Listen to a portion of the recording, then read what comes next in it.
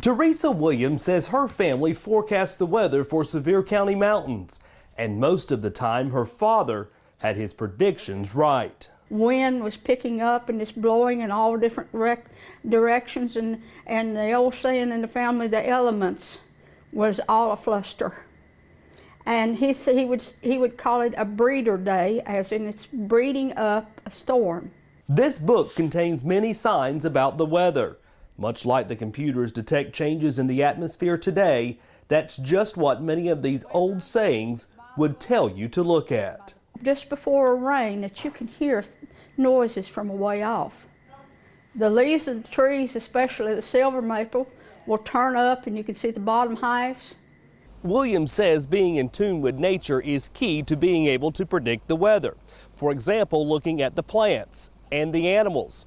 For example, what these buffalo will do when a storm is on the way. And if you will look, whenever it's coming bad weather, they'll be laying down in the field and they'll be facing all four directions.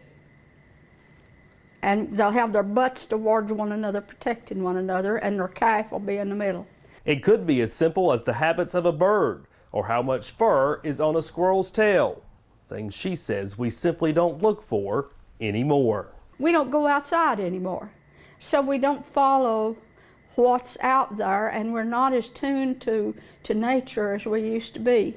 Using long-range folklore, she's marked her own forecast down for this year and says to check back in the fall to see if her prediction for colder summer holds true.